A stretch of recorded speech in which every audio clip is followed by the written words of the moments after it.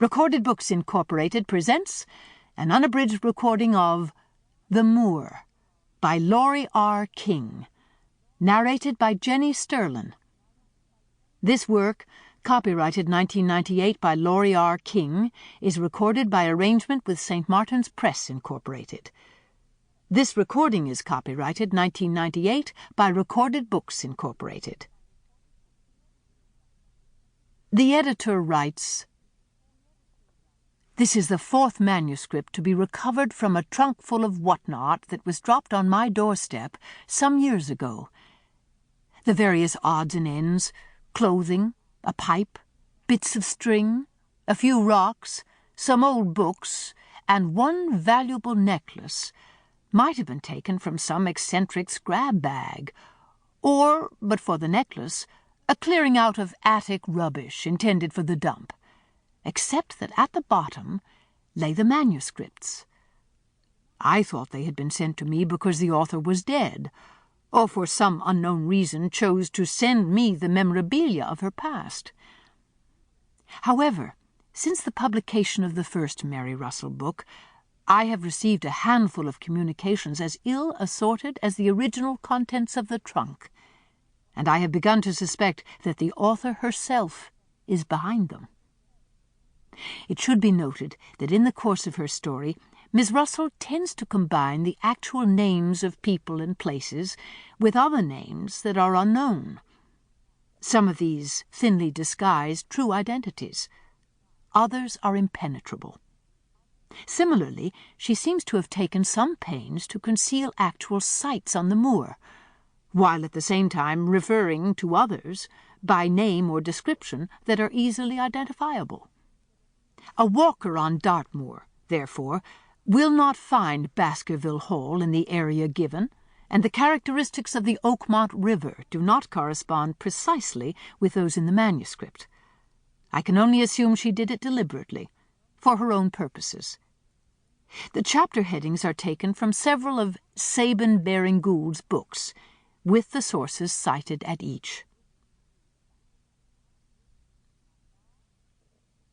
And now, The Moor. 1.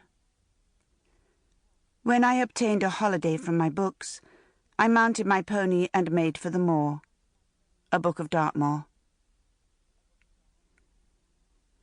The telegram in my hand read, "Russell, need you in Devonshire. If free, take earliest train Corriton. If not free, come anyway, bring compass. Holmes." To say I was irritated would be an understatement. We had only just pulled ourselves from the mire of a difficult and emotionally draining case, and now, less than a month later, with my mind firmly turned to the work awaiting me in this, my spiritual home, Oxford, my husband and long-time partner, Sherlock Holmes, proposed with his peremptory telegram to haul me away into his world once more.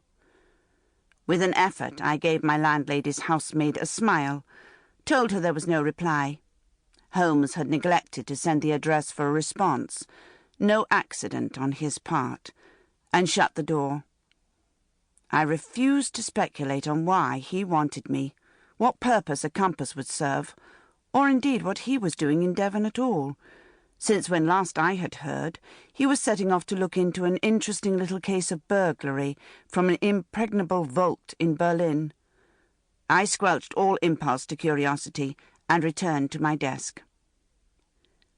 2 hours later, the girl interrupted my reading again with another flimsy envelope. This one read, "Also 6-inch maps, Exeter, Tavistock, Oakhampton. Close your books. Leave now. Holmes." Damn the man. He knew me far too well. I found my heavy brass pocket compass in the back of a drawer. It had never been quite the same since being first cracked and then drenched in an aqueduct beneath Jerusalem some 4 years before, but it was an old friend, and it seemed still to work reasonably well. I dropped it into a similarly well-travelled rucksack, packed on top of it a variety of clothing to cover the spectrum of possibilities that lay between Arctic expedition and tiara-topped dinner with royalty. Now Sample complete. Ready to continue?